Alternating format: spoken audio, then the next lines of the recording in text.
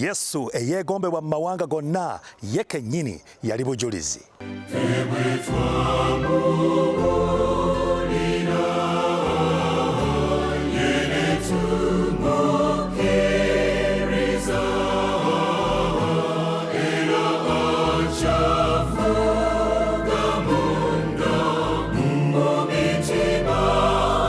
Julira Mukama ofuuke omukisa eri abalala.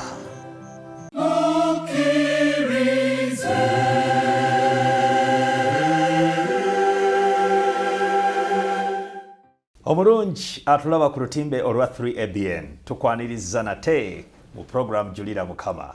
Mukama abadde mulungi nnyo, abadde mwesigwa, atukuumye nga tuli balamu era atugabiridde mu byetaago byaffe byonna, n'okusinga byonna atuwadde ekirabo ekitenkanika eky'obulamu. Kubanga Bayibuli egamba nti embwa ennamu esinga empologoma efudde. Olwaki? Kubanga ffe tulina omukisa ogusobola okusinza Katonda, n'olw'ensonga eyo tukira abo abaafa. Yensonga lwaki muganda wange atulaba ku ludda olwo tulina okujulira mu programu eno, era nga tulina omugenyi mu studios agenda okubanga atuwa obujulizi obw'olunaku olwaleero bwensuubira nti Mukama anaabukozesa okukyusa bingi mu bulamu bwo. Nkwaniriza mwami mulungi mu studio za 3ABN. Mukulu Dembe nsanyusa okusanga. Bwebale gigenda gitya eyo? Mukama atukulembedde emirungi. Mu butuufu abadde mwesigwa. Amiina. Amiina. Nga tetunaba kutandika tuweereyo essaala. Katwebase. Nannyini eggulu n'ensi tukwebaziza muka gw'otulekedde nga tukyasa. Kiseera kino tusaba obeere wamu naffe. Era tukulembere kuyita mu nnyina ya Yesu omulokozi tusabye. Amiina. Amiina. Atulaba ku lutimbe olwa 3ABN ekyawandiikibwa kyenjagala tutandike nakyo kaakano ebikolwa bye batume essula ya 21 okuva ku lunyiriri olw'19. Bayibuli eyogera ng'egamba nti bwe yamala okubalamusa n'ababuulira kinnakimu Katonda bye yakolanga mu mawanga mu kuweereza kwe. Nabo bwe baawulira ne bagulumiza Katonda ne bamugamba nti olaba owooluganda 1000 bwe ziri mu Buyudaaya abantu abakkiriza n'abo bonna abalina obujja bw'amateeka. Olaba Pawulo Mukama Katonda bye yamukolamu teyabisirikira, bwe yagenda mu baganda be n'abinyumya. Era olunaku olwayo tuli ba mukisa okugabana obujulizi okuva eri muganda wange mulungi bwagenda okwongereza ku bwe yali atuwadde nga Mukama Katonda amukozesa mu bulamu bwe buno obulungi. N'olw'ensonga eyo tujja kuwumulamu katono nnyo bwe tukomawo tulyoke tutandika okulambulula ku bujulizi obwo.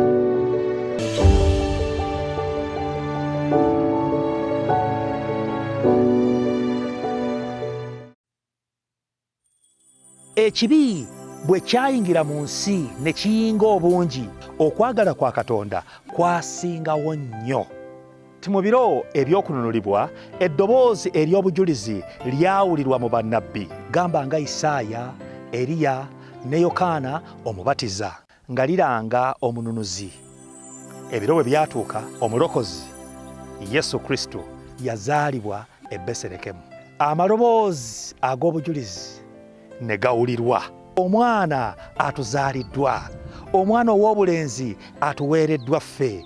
Okufuga kunaabanga ku kibegabega kye, era erinnya lye anaayitibwanga wa kitalo, ateesa ebigambo, Katonda ow'amaanyi, kitaffe ataggwaawo, omukulu ow'emirembe. Ebiro eby'okuddako bwe birituuka, Mukama waffe agenda kulabikira ku bire. Olina omukisa okujulira Mukama mu nneeyisaayo n'emirimu gyo nga bikulembera bangi okumulindirira. Tega program Julira Mukama ku 3ABN TV, obubaka obutajunguluddwa.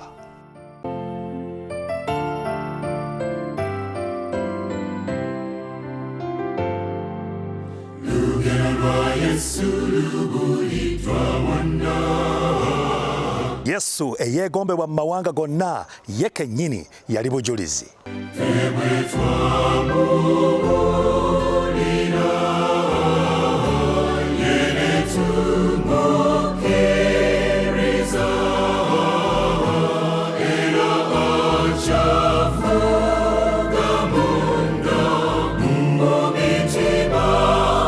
Julira Mukama ofuuke omukisa eri abalala.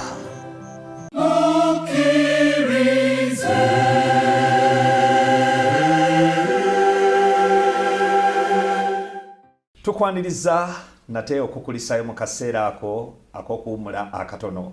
Twebaza Mukama akukumidde ku 3ABN oli wakati mu program Julira Mukama n'omwanjuzi wo Zeddembe Habert. Mwami mulungi. Mukulude. Nebaza Mukama akomezaawo mu studio zino. Mukama yeebazibwe. Era twebaza Mukama olw'obujulizi bwe watuwa obwa Yusufu, omusajja eyali yennyise mu buweereza mu ekereziya ey'Abakatolika. N'ategeera amazima n'ayaayaana okutuuka bwe yabatizibwa. Amina. Kati tukomyewo nkimanyi olina obujulizi obulala bungi nnyo obw'okugabana naffe. Bitubuulire nga Pawulo bwe yabigamba abakulembeze mu kkanisa. Biki ebyo Mukama Katonda byakoze? Okay, omuwuliriza omulabi waffe ku 3ABN twebaza nnyo Mukama byatukolesezza myaka eyiseeko mu buweereza okufaananako nga Yusufu. Kuliko abantu abalala Katonda be yayita nange ne bankwatako ku mutima ne ngamba wabula Katonda ayise era ne byabayisamu kwabo. Kansooke n'omulenzi omuto wali mwaka 2020 nali ekapchorwa nga Jude paka September. Twali nga tukola omulimu mu Kapchorwa town ate nga tukola ne radio gye bayita Elgon abatuuseyo bamanyi Elgon FM. Naye nga radio eno ng'etuuka mu district endala nga Kwen district. Elgon kozi erimbale? Eri Kapchorwa. Elgon FM eri Kapchorwa. Kapchorwa mu town.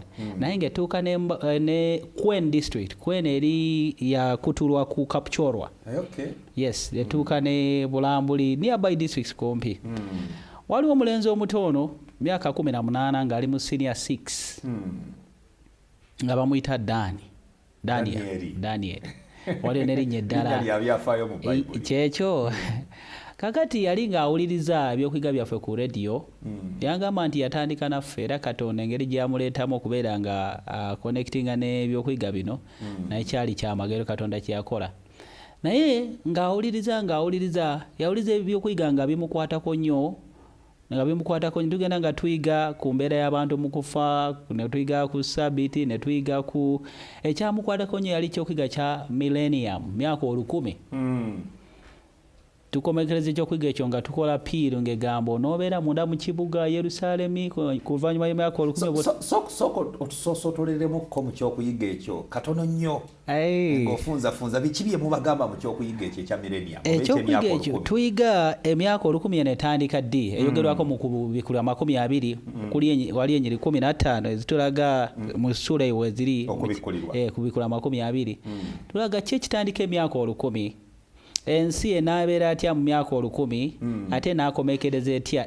Olaba emyaka nga bwebe ng'egwako ekibi bwe kikola ki bwe kisaanyizibwawo ng'omuliro gwagenda nga gwokya ne sitaani n'ababi nga bazikirizibwa. Egyo emyaka 1000 ng'egwako nga giggwako gino abatukuvu ba Katonda. Etandika nga Yesu akoma omulundi ogwokubiri n'atwala abatukuvu mu ggulu ne bamala emyaka 1000 mu Yerusaalemi ekijja nga balambula ate nga bayita ne mu bitabo ebyakolesebwa okusala omusango n'ebiki nga basanyuka mu myaka 1000. Naye kati oluvannyuma lw'emyaka 1000 kibuga Yerusaalemi ne kikola ki ne kikka kubikula bw'ati bw'atugamba 21 olwokubiri n'abatukuvu ne bajjiramu.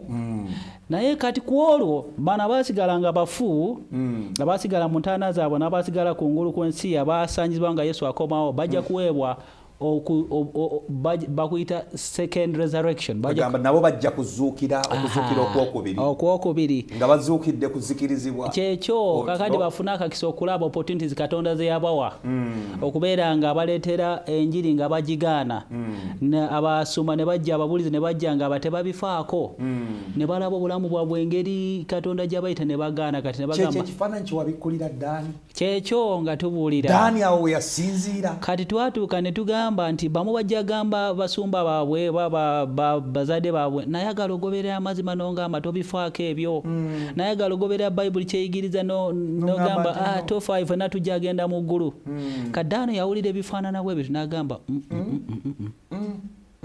taata we muweereza mu Anglican Church. In fact mukulu nnyo ne omukyala we bantu bakungu nnyo mu Anglican Church. Kitegeeza Ddaani akulidde mu Anglican Church. Kyekyo bulamu bwe bwonna.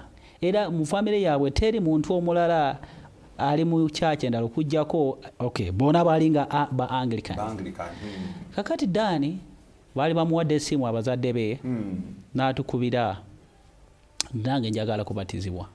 Kye tukola muntu bwakuba essimu tusala ne tugenda ne tubakyalira ne tutambye tubadde tuyiga ne tulaba bategedde batya. Kati Dani asinzira ku kyo gamba nti ayagala kubatizibwa ng'amaze okuwulira biri ebigambo yakamala okuwulira ekyo emyaka 10 ebyokuzuukira kwa Yesu ebyokuzuukira okusooka then Yesu Kristo waitawe na kubiri zokka ne tuwogera n'ekyokuyiga ekyokubatizibwa n'alaba nti okuyita mu kubatizibwa awo olagira ddala nti weereddeyo eri Katonda ate nga weegatta ku kanisa ye ey'oku nsi wano.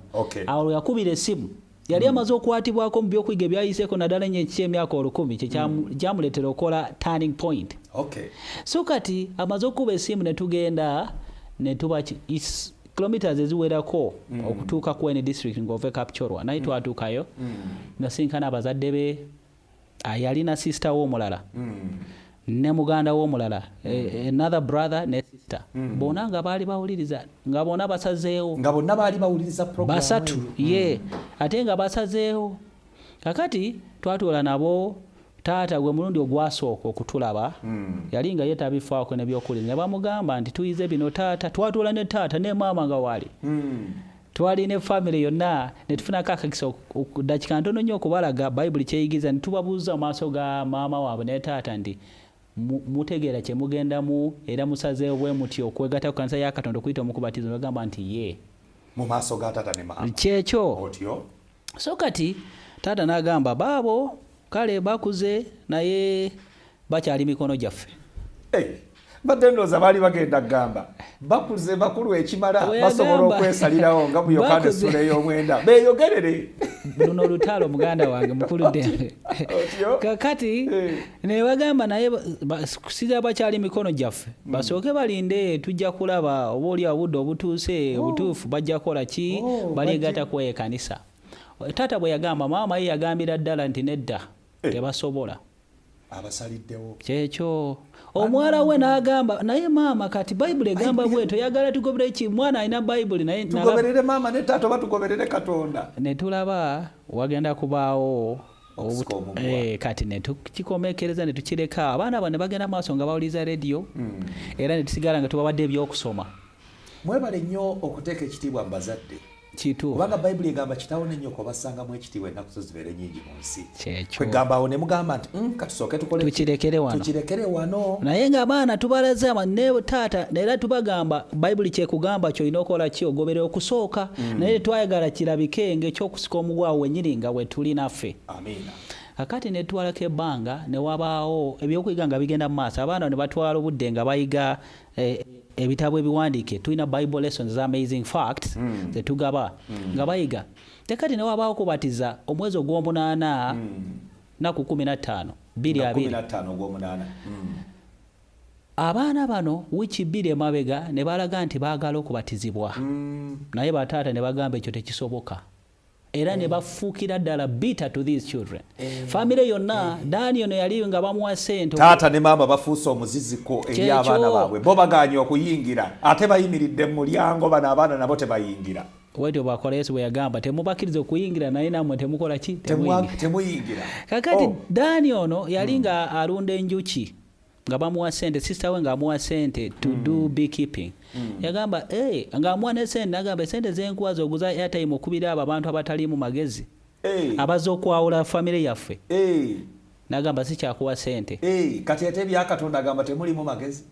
Famire yonna yamutabukira kati abalala bali sister we na muganda we omulala ne bakoyiringa they cooled down. In fact wekyatuuka ku ekyo ng'akyabateekamu omulala bagamba temuddira mabega nange tubakubira nga tubazaamu amaanyi. Omusista we ne bamukwata ne bamutwala okubeera ne sista we omulala awalala wakuba baalaba nti okubeera ababiri oba abasatu bajja kufuna obuvumu. Kyekyo ogamba tugenda okubatizibwa. Kakati n'oli omulala ne bamwawula ne Dandani n'asigala yekka. My God. Kakati kyatuka 15 August esimu ne bagimujjako ne bamanya gyagenda okukozesa okubeera ng'akubira abaliwa nga aba amazing facts abaagala okubatiza abaagala okubabatiza kyekyo kakati obagimujjako Dani yasigalawo ng'ali disturbed nga talina mirembe nga yasigala tabuddwa bambi era okubatiza okwo yakusubwa teyasobola okujja okwo kwasooka nga 15 ne tugenda maaso nga tukyayiga ku radio ate nga akuba olumu nga yebba nga akuba esimu okupatiza okwayitawo ne bagimuddiza kakati bagimuddiza balaba nga agenda maaso nga akuba ne bawulira nti waliwo okubatiza okwokubiri kwa Septemba nga 12 nga kuli ku radio nga mubabulira ku radio kakati ebizibu byajjira kati sister we nankubira nangamba stop talking to these children toddamu okwogera n'abaana bano bwobanga oza okwawula sister wa Dani omukulu yes oli yatwala sister we ng'abeera naye gwe bajjawo ne bakwasa oli kakati omukulu yakuba nagamba toddamu n'oyogera naki okimanyi nti ne mu Bayibuli kyalimu Misaki oba Mishairi, Azariya ne Ananiya nga bwe bakyogera mu Bayibuli gemanya amatuufu naye amanya ag'ekibabuloni baba wa Misaki, Shedraka ne Abedunego kakati ne Danieli baatuuka ekiseera nga balina kuyimirira bokka bagezesebwe bokka kabe kasinge waliwo Bayibuli tetunnyonnyolawo kabe kasinge buli omu alina ekiseera walina okuyimirira yekka n'agezesebwa n'ayita mu mbeera naye ng'olina okusigala ng'onyweredde ku Mukama kyekyo kati Danieli babaawudde asigadde yekka otyo kakati mu mbeera eno nga yasubidde okubatizibwa okwayita okwasooka yatuuka n'okulwala physical sickness era taata we n'amutwala mu ddwaliro ne bamugamba talina kizibu kyonna okimanyi nti nno ffenna tulina okulwala nga tulaba sitaani atulemesa okudda eri Katonda yalwalira ddala taata ne yeebuuza kizibu ki naye nga kyali a struggle between ekyayagala okukola nekyebamukaka omutwe nga gumutawaanya nga gukuba several ne bagamba mu ddwaliro talina kizibu kyonna nadde waka naye ng'agamba nze njagala goberera amazima genjize ne bamugamba n'okikola tekukyali somero yali mu senior 5 nga sasa wali mu senior 6 n'okikola no school n'okikola tokomawo wane waka obulireeyo toddangawo wane waka ekyo naye yagamba nze yangamba nti nga mpandikira ku message n'agamba okusoma nze nalina mukwano gwange yamala degree ne wayita wiiki emu n'afa so kati okusoma okubanga kwekwo kakakusigala yannyonnyola yampandikira oli yasoma emyaka gye gyonna primary O-level HSC university degree agifunye wiiki emu yampandikira nangamba nti okusoma nga yagamba let it stay nze njagala ogobera Yesu saagala kusuba okubeera mu Yerusalemu ekijja era ebigambo byali ampandikira nga ngamba it's better to die a free man muyandika mu Luzungu it's better to die a free man kisingako okufa ng'olina eddembe than to live under bondage or prison or whatever nga bakugira okusinga okubaawo ng'oli mulamu ng'otikiddwa ekikoligo ebigambo byo neewuunya ne ngamba abijjawo omulenzi ono omuto nandibwe wakiri nga I am free amen myaka 18 so kati Septemba 12 ne zituuka that day omulenzi ono yatoloka ewaka ng'ali mu sapatu nga tasobola kyebeera nga ayina t-shirt esimu baddamu ne bagimujjako naye yakwata esimu yaffe n'agiwandiika era bwe yatuukanga n'akuba n'agamba nti ntuuse wano yagira mu t-shirt nga talina nangoye zakukyusizaamu naye nga talina na simu naye nga atuuka we bakubira n'asaba nyambako nkubeko n'agira mu sapatu n'atambula kilomita eziwerako n'atuuka Daniel olunaku olwo n'abatiza wayava mu mazzi n'agamba Katonda yeebazibwe nga musanyufu yajja nga face ye eri so burdened ng'omulaba yenna agazitowereddwa naye nga bwe yava mu mazzi n'agamba amiina kati ne we n'addayo waka n'enfa neki ekifaanana bwe biti so kati nga musanyufu Mukama mulungi Dani twamuwa Bayibuli ne tumuwa ekitabu kya Great Controversy ne tumuwa ebitabu ebiwerako n'addayo ewaka bwe yaddayo ewaka ne bamubuuza obaddewa n'agamba n'abatiziddwa ne bamugamba otya otandise otya n'abagamba n'abasabye okubeera nga mbatizibwa ne wandibasabye mulungi omulala temwandinzikiriza so kati n'alinda bamugobe ewaka Nyigamu katono awo. Munnaffe atulaba ku lutimbo lwa 3ABN. Olaba okuyaayana okuli mu mwana omuto ow'essomero senior 5 ng'ategedde amazima tasobola kutuula tasobola kuwummula okutuusa ng'abatiziddwa. Muganda wange bw'obanga obadde okitwala ng'ekyolubalaato bw'obanga obadde okitwala ng'ekyolusaago tandikirawo kakati okukifumiitirizaako naawe ofune amaanyi olabe nga tosangibwa nga tobatiziddwa. Kakati Dani ono yes. Kakati katuwumulemu katono nnyo tulyoke tukomewo tutandikirawo tulabe Dani gy'amalira abatiziddwa kiki ekyaddirira. Tovaawo ku lutimbe olwa 3ABN tukomawo. Amina.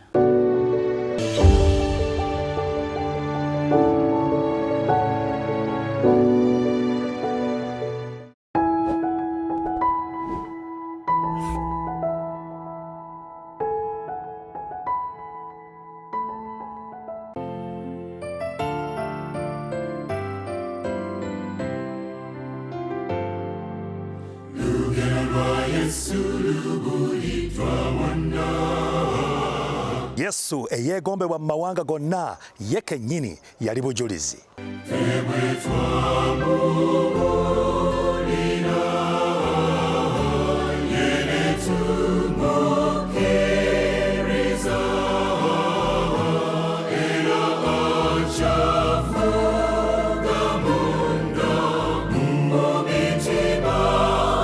Julira Mukama ofuuke omukisa eri abalala.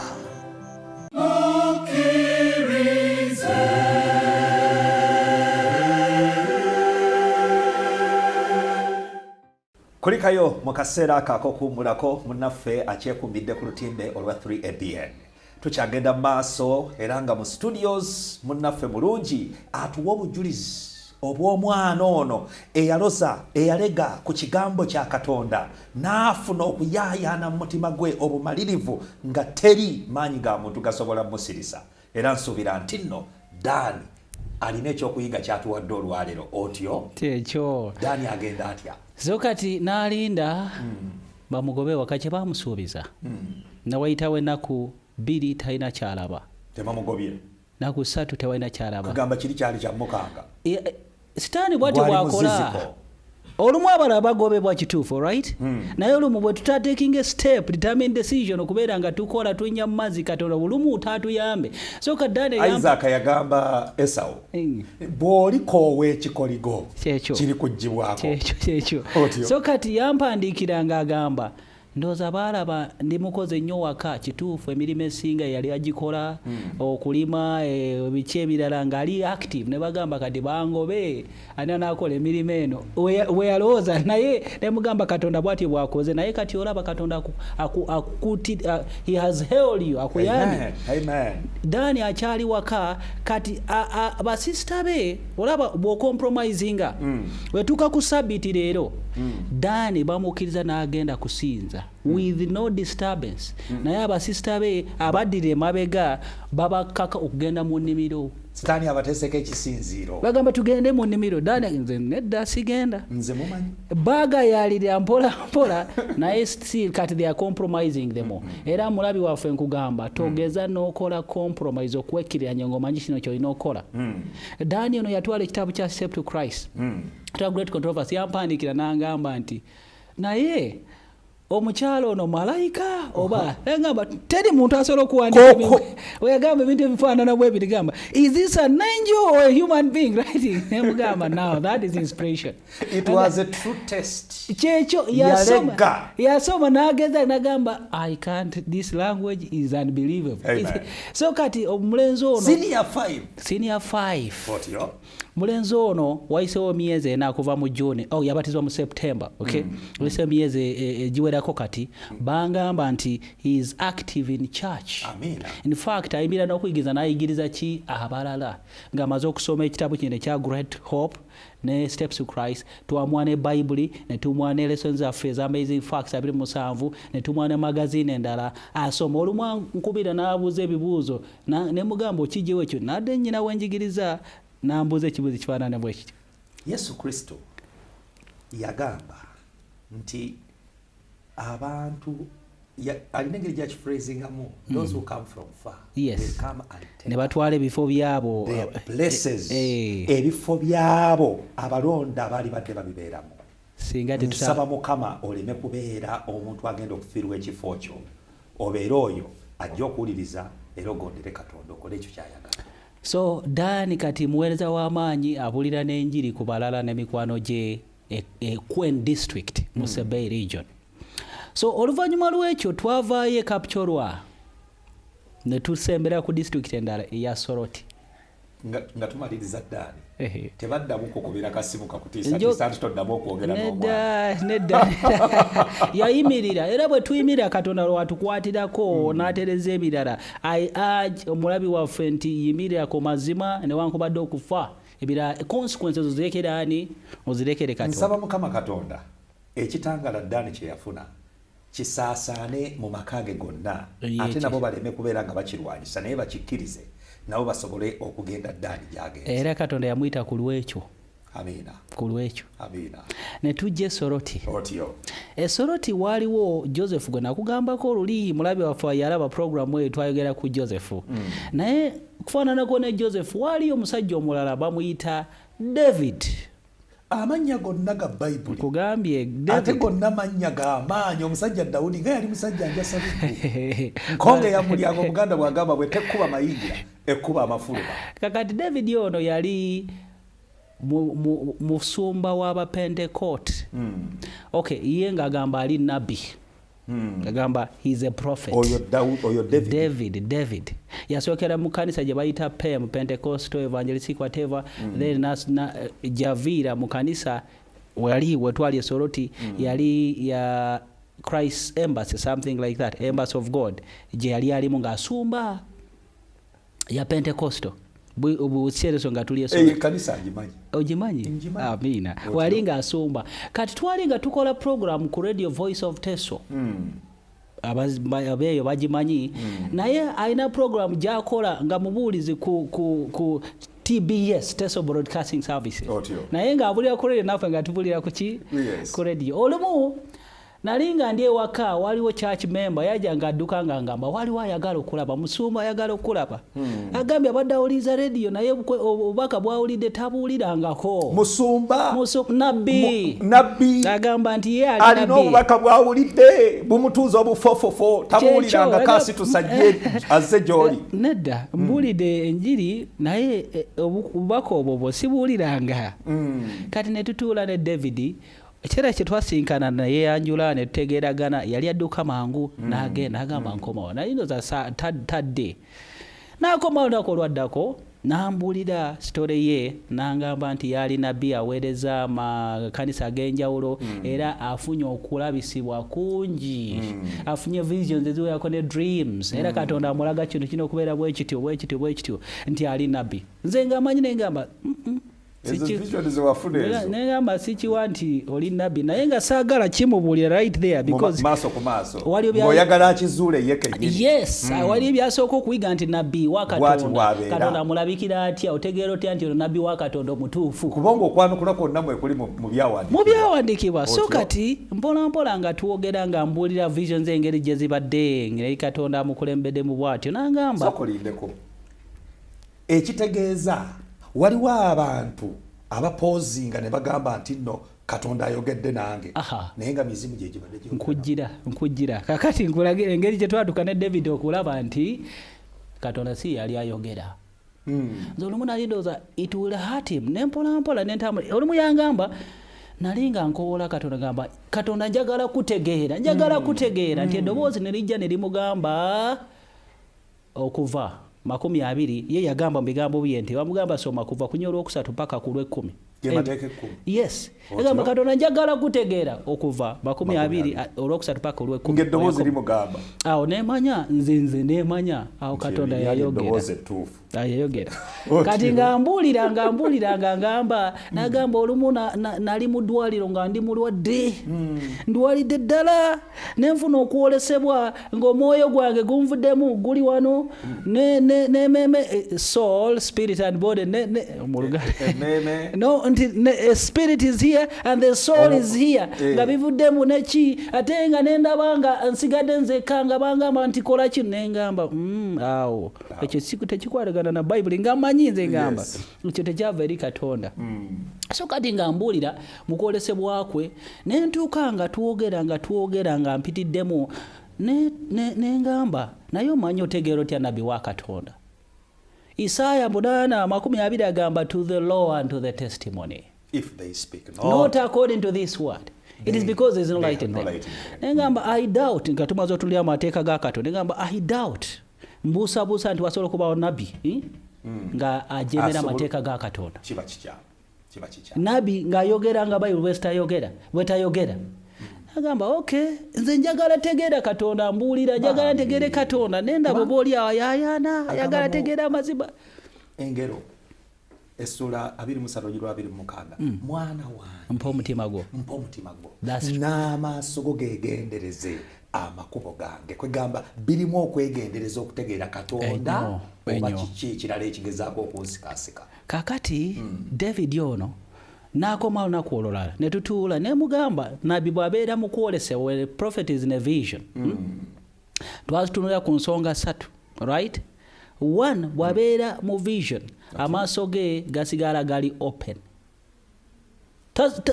Daniel, that is Daniel 10:17 osobola okisoma 10:17 okusobola okisoma amaaso ge gasigala nga gakola ki kati bw'ogenda mu kwolesebwa nga your eyes are closed manya that vision is not from eyo vision yerabika tevudde eri Katonda. Daniel 10:17 okay kati tusome 10:17 agamba doesn't breathe agamba nti kubanga omuddu wa Mukama wange ono ayinza atya okwogera ne Mukama wange ono kubanga nze amangu ago ne mutasigala munze maanyi gonna so n'omukka gwonna ne gutabeera nate munze. Point egamba tasamuka alright ngali mu kwolesebwa it doesn't breathe ne bw'okwatamira n'ogiteeka ku mumwago abatavaamu mpewo yonna nothing like that ne mugamba is that how it happens to you nagamba nedda talaba oyebeera kubala 24:4 amaaso okubeera nga gatunula right. Go to Numbers 24:4 edugamba nti the eyes remain open okubala abiri munya nabbi ne mugamba nze bwesinkana nabbi nangamba nade mu vision that's not a vision from God. olina okutegeera nti nno yali alaba okay 24:4 okubala abiri munya olunyiriri olwokuna Bible yino eyogera ng'egamba nti ayogera oyo awulira ebigambo bya Katonda alaba okwolesebwa kw'omuyinza w'ebintu byonna ng'agwa wansi n'amaaso ge nga gatunula nga gakola ki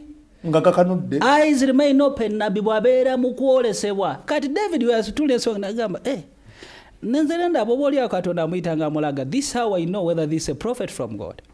Nakira nabbi bw'abeera mu kwolesebwa amaanyi agage gamuggwako n'afuna supernatural power aga Katonda. Ekyo osanga mu Daniel 10:8 n'e18. Daniel 10:8 ne 18. He uses his own strength. Bible yayogera ng'egamba nti mu lunyiriri olw'omunaana awonze n'ensigala omu n'endaba ebigambo ebyo ebikulu bye nayolesebwa so ne mutasigala munze maanyi gonna kubanga obulungi bwange ne bufuuka obuvundu munze nesiba n'amaanyi nate talina maanyi kati 18 kyekibaawo ng'amaanyi go gakuweddeko kyeki 18 agamba nti nno eyali ng'ekifaananyi eky'omuntu n'alyoka ankomako nate oyo n'ampa amaanyi supernatural power nti agage gaamuvaamu Katonda n'amukomako ne bw'ojja n'omanipulating nabbi ng'ali mu kwolesebwa n'omusirika even if you bring 100 men okubeera nga tebajja sobola they can't manipulate Bulede eriawo teri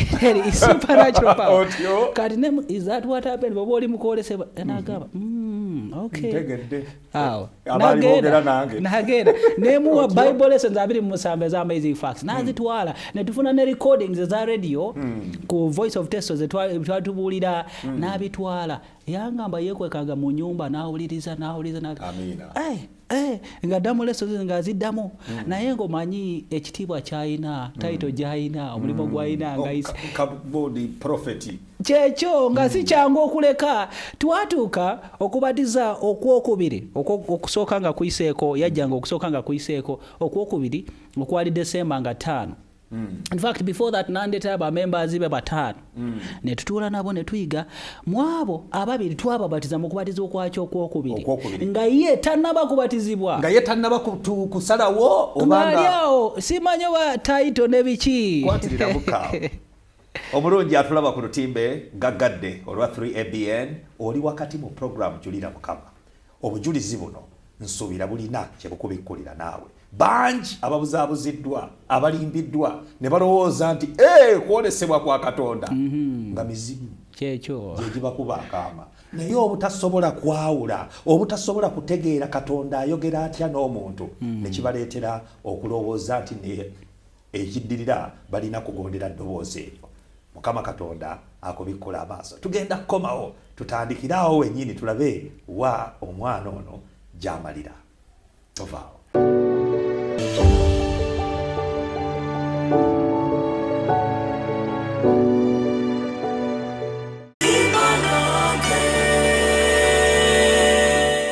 Mu nsi y'okuyimba waliyo obuwanguzi.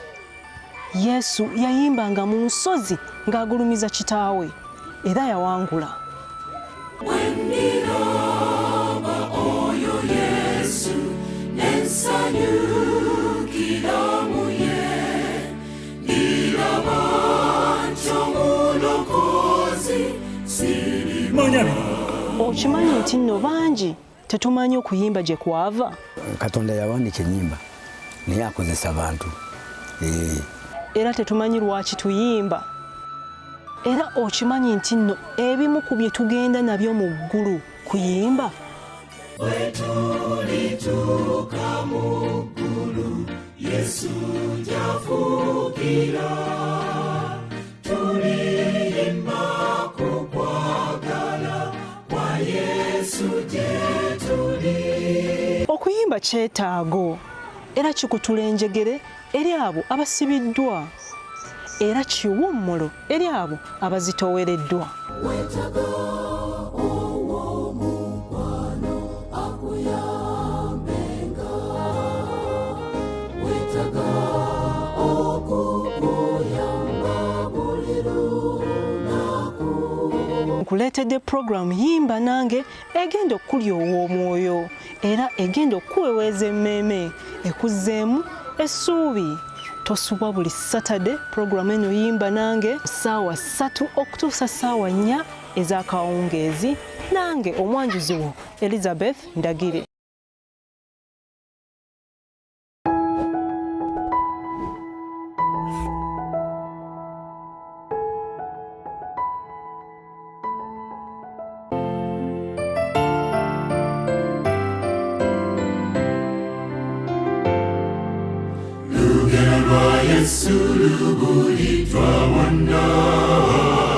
Yesu eyeegombebwa mu mawanga gonna ye kennyini yali bujulizi.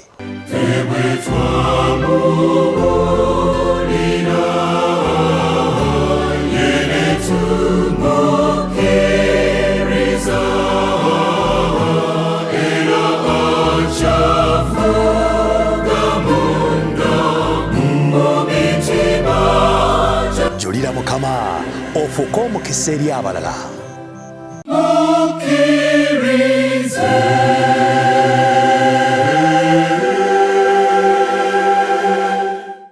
Oli wakati mu program Julira Mukama wano ku 3ABN.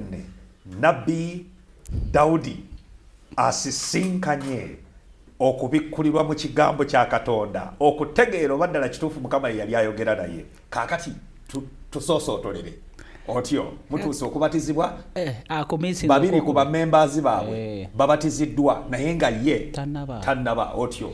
n'agenda omaaso ng'akola obutabuuna 27 n'addamu ne tusisinkana mulundi omulala ne tuddamu ne twogera ku nsonga endala the state of the dead engeri gye bakitunulamu ojjuke n'agamba okwolesebwa kwe yalaba naye ngamba bayibuli siwete bweyigiza nti omuntu bw'afa nti omwoyo gubeera bwe gwe biki that is not biblical era wona asinzira ne mugamba nti omuntu bw'afa aba talina ky'amanyi omwoyo gubeera nga tegukyaliwo no soul is there nagamba ye kati nkitegedde so kati okuwolesebwa okubeera nga kukontana ne bayibuli buba bulimba bwa setaani mwoyo tasobola kubikulira nga atomeragana ekyo kyakola kikyabikula mu bayibuli nagamba amankiraba olaba why we have to test everything by the Bible. True. So ne mugamba nabi ng'akuuma olunaku olwa Sande awo nteekako akabuuzo oba oli awo nga nabbi nga Mukama Katonda lwe yatulagira mu bayibuli negamba nsooka nenteekako ki akabuuza so kati David ono n'abeera nga atawanyizibwa wayita weeks endala 3 nga tulina final actually 2 weeks nga waliwo okubatiza okwokusatu third baptism so kati yagenda n'akola obutabu n'abumala n'awuliza audio zonna ze twali recordings n'agamba njagala kubatizibwa naye nga nze nkyabuusabuusa muli oba oli alina okukkiriza kutono nga manyi abantu bano balina titles ne positions si kyangu naye nga Katonda ye yayise ng'ajja mu muliro so kati omwami ono okubatiza okwaddako tetwasinza we tulina osinziza in fact n'essimu yagireka somewhere n'enkubako nga tagikwata naye ngamba oba oli aneewala naye saawa zaali saawa 9 in fact twali twakamala kubatiza ne Joseph oli gwe twayogerako babatizibwa ku lunaku lwe lumu ono David nabbi nkugambye kati bwati bwe yakikola so kati n'akuba n'agamba ndi ku kanisa gye musinziza naye sina gwenda bayi nagamba tugenda kubeera n'okubatiza twali ku main church nga tuvudde ku Sabbath siku gye twali tuliko nagamba ne mugamba tuli kubatiza era tumaliza nagamba are you there mukyaliyo ne mugamba tukyaliyo nsobola okusangayo ne mugamba weetuli ne mugamba oyagala kubatizibwa nagamba yagala kubatizibwa negamba ono anajja ono simanyi bwe mulimanya amazima gali bafuula abeddende ne tulinako David olutalo luli lubeera munda mu ggwe abakulaba bo tebamanyi kigenda mu maaso munda naye ng'owulira ofa kyekyo kati oluluwangula bwoti ke kabonero akalaga nti no kati ndi mweteefuteefu okubatizibwa David n'avuga piki ye najja kubatiriza era yasemba okubeera nga abatizibwa era nkugambye nze nali Katonda nsaasire nali nga mbuusabuusa still nga amanyi ono nasooka okumuyisa again mu fundamental beliefs oath nga nensooka nemulayiza naddala nnyo ku pointi ya ekirabo ky'omwoyo obunabi mu kanisa ngamba agenda tuuka yeeyite nabbi nensooka nemuyisaamu nemugamba okkiriza mu kirabo kiri Katonda kyawadde kanisa ate okkiriza nti kyalabikira mu buweereza bwa mwanyi naffe Ellen G. White nagamba nkiri nemubuuza olina ekitabo kye kyosomye nagamba nsomyeko Desire of Ages halfway nengamba yes now kati otegedde osobola okubatizibwa kati David n'asalawo era n'akkiriza mu byonna bayibuli byeyigiriza n'abatizibwa ku lunaku olwo kino njagala kikusabe David Dan ne Joseph twandibeetanze ku programu eno batuwe obujulizi obwo batubulira olutalo luli olwali munda mu bo okutuusa ku point eyo nga basazeewo emiziziko gye bayitamu naye Mukama Katonda gyonna n'agibasobozesa okugibuuka ne babatizibwa so kati David nga amaze okubatizibwa yali atya olunaku oluddako alina okubeera ku program Sunday ku makya yabatizibwa ku Sabbath nagamba kati njikole ndya bagenda kumpita nemugamba keep off okay keep off onafuna akagisa okubabuulira that you are no longer with them tokyali nabo era yangamba ku Monday my phone was in silence bakuba naye nga nze nsoma Great Hope right nga nsoma zijula kigambo nemugamba soko olye soko tegere kyoyingiddemu Katonda akuteekateekedde olugendo mulimo gwolina okola munene era olina ogenda ng'oli prepared era tubadde nga tuwogera bwe batyo bamukubiraga balabye there is something waliyo okusiiba kw'ennaku 10 ku kanisa ye teyalabika batansi otegeera naye ateekateeka okubategeeza officially he is God so kati omulimu ogwo gwali mulungi mu Soroti ne tusangayo Dani omulala so oli owekapchorwa Dani party 2 ono yali Catholic seminarian ono yenga ali mu senior 6 jukiro oli ali mu senior 5 mu kigo kyekyo mu seminary ng'akulidde mu family ya bishop ate nga bamulabirira bamusasulira fees kyona kyayagala masimu nga babimwa ne school fees byayagala okulya kyekyo yalinga okuva mu senior 1 nga mu holidays agenda n'asoma mu holidays n'asoma mu school n'abeera musome n'asoma biology chemistry ne viki naye nga mu holidays n'agenda n'akola ki n'asoma nga bamuyigiriza nga bamuteekateekera okubeera ki muweereza mu Eklezia. Era yali asomye yangambanga nti yali bamuyigiriza ennimi Latin, bamuyigiriza Hebrew, bamuyigiriza ne Greek. Naye nga yayagala osoma yakwatanga Bible n'asoma n'alaba naye nga be batuyigiriza si byebyo byenaba mu Bible. Nga kimutawanya nnyo, nga kimutawanya. Nze bw'omunnyonnyola bw'otyo nzirayo mu great controversy n'endaba Martin Luther engeri gye yakola ki gye yaraisinga up kwegamba naye kennyini yali mu mbeera yeeyo naye yamala kwesomera Bible n'agenda n'atuukira ddala n'eri ku gundi. Kaakati ono Daniel Wesoroti omukatuliki ono yatuuka n'agamba Katonda njagala tegeera amazima, njagala tegeera amazima.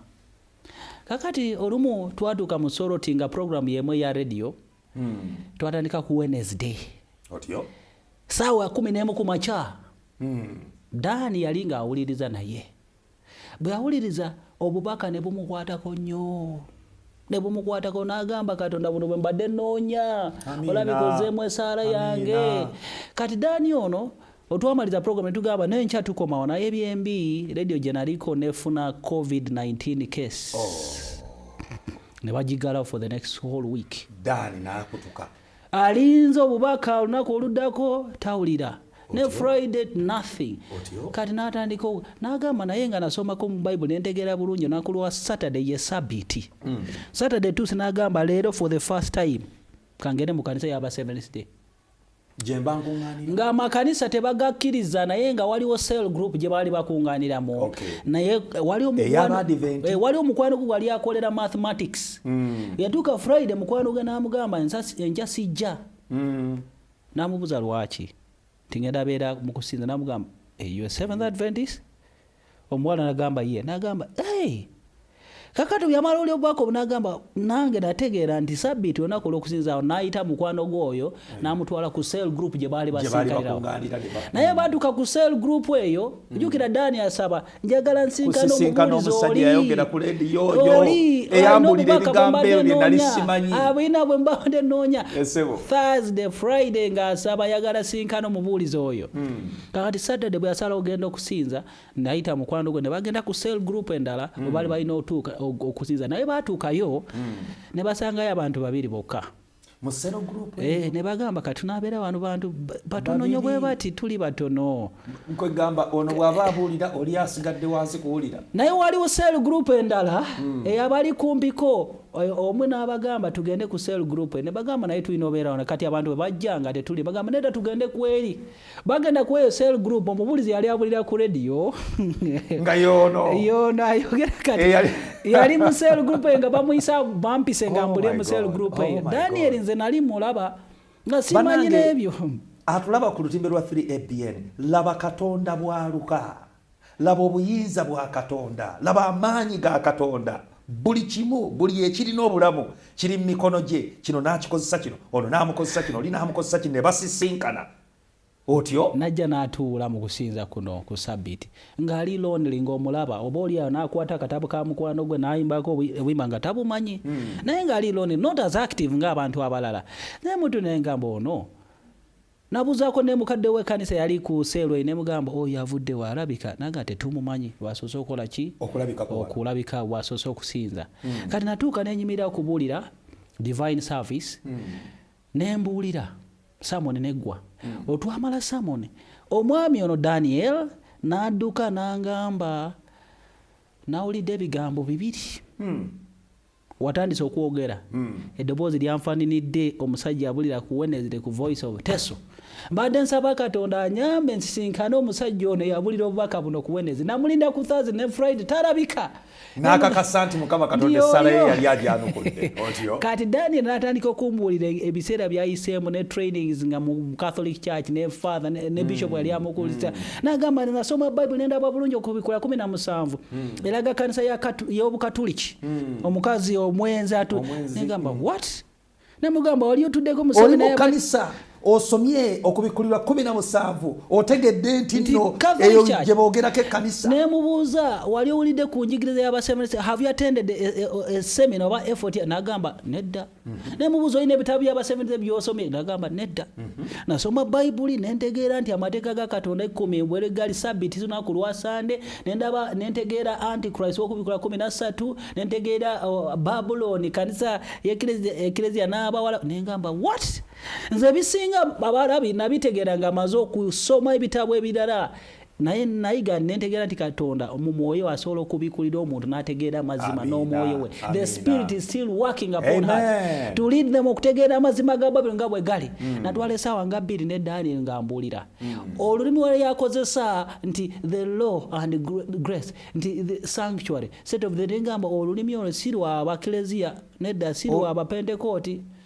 Sanctuary waliwo abantu abalukozesa sanctuary state of the dead. Gwali oludde omba Pentecost kankubulire naliyo emyaka egiwera naye sibuuliranga ko nakiwuliranga maze nedda olwaba Remnant Church nengamba gwe kinakola nenkwata 27 lessons za amazing facts zonna nenzimuwera wamu nengamba ono ali just need the piano beating mpola mpola. Kati Dani n'atandika okusoma. So kati Dani kiseera nekituuka nga alina okudda ku ssomero, ali mu senior 6. Ne tumuwa ekitabo kya Great Hope, ne tumuwa ekitabo kya Steps to Christ, ne tumuwa ne 27 Amazing Facts Bible Lessons. N'addayo okubatiza okwasooka ne kutuuka tuli disconnected. Sobola kubeera nga mufuna. Ebbanga ne litawo ne tugenda maaso n'ebyokuyiga, n'okwokubiri ne kujja okubatiza okwokubiri kwali ku December nga 5 na tisobola mufuna. We are disconnected. Kulwa COVID tebatukiriza tuuka mu ssomero, baba tadde mu ssomero teri agendayo, balina obeerayo n'essimu tayina. Naye nga Dani ono yangamba ng'amaze okuvaayo nti yasookanga okusoma ekitabo kya Great Hope ng'ali mu ssomero. Is in senior 6 ng'akola biology, chemistry ne math. Bandiyise yo heavy combination. Si kyekyo nti ezitowa nnyo. Naye twatuuka mu kubatiza okwokusatu. Dani yava ku ssomero ku lunaku olwa Thursday olwokuna nga baptism area Saturday. Yavayo Thursday nga baptism ya Saturday. N'afuna esimu amangu n'ankubira n'angamba nkomyewo naye nsaba onyambe mbatizibwe. Nsobola okubeera nga mbatizibwa. Nsobola okubeera nga tamanyi nti waliyo n'okubatiza kwe tuteesateese. Naye nga Katonda in his providence yateesese nti Dani akole ki abatize. Ne mugamba yes tugenda kubeera n'okubatiza. N'asanyuka. That Friday yavuga akagaali n'ajja nga tumuteekateeka olw'okola ki olw'okubatizibwa. Dani ku Saturday eyo n'abatizibwa. In fact bwe yamala okubatizibwa yayimira maaso g'ekkanisa nga abayisaamu ku ebyo Katonda byakoze eki byamukoledde. N'akaaba amaziga n'agamba Katonda simanyi oba nze I don't know how anjagadde nnyo. N'agamba naye emyezi 3 gyokka amalize senior 6 njagala ngende empeereze Katonda full time ng'ono omubuulizi wakola ki wabuli agamba I want to serve God full time. Kati olunaku olwayitawo n'atuuka ewaka ne bamubuuza obadde wa ng'amaze okukola ki okubatizibwa. Agamba mbadde ku church. Tebakiikiriza ekyo. Next Saturday n'agenda. Kakati bwe yakomawo yasanga nga batudde the bishop's family n'abanene ne bamubuuza Dani nga bamwetegekedde tubadde tuteekateeka passport ogende Pakistan okubeera ng'osoma obufather because yali zino subsidiaries azimaze yali azikolanga in service nga umuna n'agenda n'asoma nga mala senior 6 is going to Pakistan okubeera ng'atendekebwa. N'avaayo ng'alinda ennyumba ewedde alinda motoka webakola mu diocese yaabwe. Everything ne bamubuuza kati passport tugikole ki? N'agamba singa mbadde mumanyi obudde obutono bwe tuyina. Singa mbadde mumanyi nti Katonda ajja mangu nze kye neetaaga kati kuweereza Katonda mu mazima. N'agamba sidda mabega bye passport kabisigale eyo nze njagala kuweereza hani. Mukama yatubuulira n'agamba nti bonna baakwatibwako ne bagamba ebigambo byayogera oba tebyali bibye. Naye ne bagamba kati Dani ali musanyufu mu Seventh Adventist Church yasoma the book Great Hope n'agimala ne lessons zaffe ayagala kuweereza. Yagula WhatsApp group erimu abantu abawera 30 nga tannaba nakubatizibwa. N'agiyita Jesus End Time Remnants. Ngamba what? Akijjewo ekigambo kino nga tannaba kuyingira mu kanisa ya Katonda. Daniel omwoyo wa Katonda amuyigiriza ebintu bingi. Yokaana ekisooka essula ey'okubiri olunyiriri lwa 27 atugamba nti nno tetwetaaga muntu yenna kutuyigiriza, omwoyo wa Katonda kennyini ajja tuyigiriza nti nammwe okufukibwako amafuta kwe mwaweebwa ye okubeera mu mmwe, so tebwetaaga muntu yenna kubayigiriza, naye okufuka kwe okw'amafuta bwe kubayigiriza mu bigambo byonna era kwa mazima so si kwa bulimba. Omwoyo wa Katonda mwennyini ayigiriza ddaani.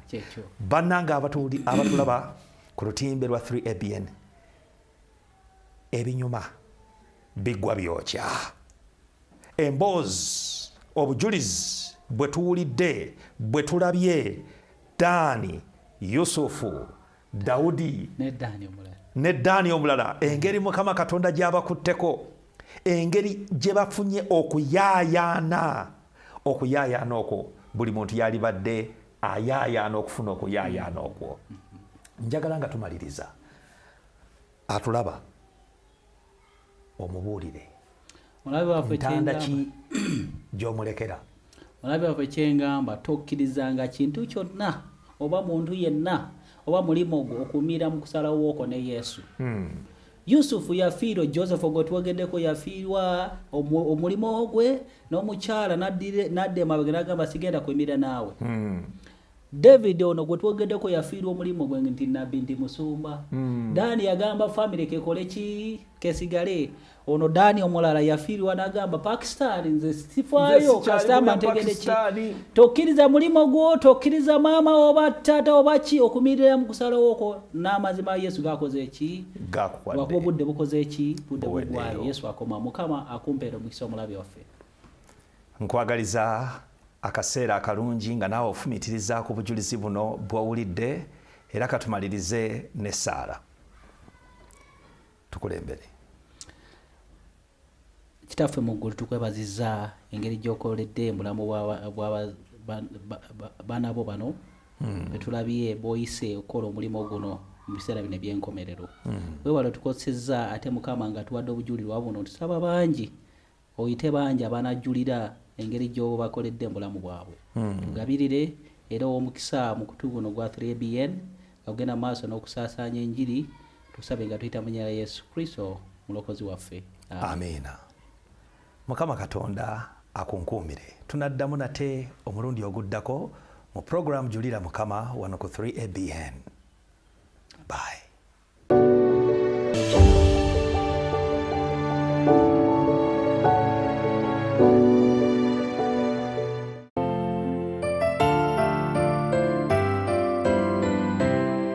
Twebaza Mukama. Ogwo nno si mukisa gw'amaanyi kubanga abantu b'okufa bafiiridde ddala ne mu ggwanga lyaffe lino lyennyini. Bafudde naye ffe tetufiisanga ate tetulwazanga nti ati ali wali ku bedrest taliino.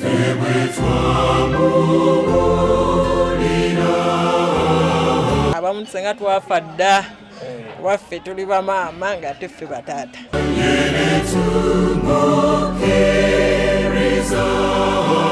Buli omu w'oli osaana weenenye mu mutima gwo osobola okufuna obulamu obujja. Ndabanga Mukama ayogera naffe. Julira Mukama ofuuke omukisa eri abalala.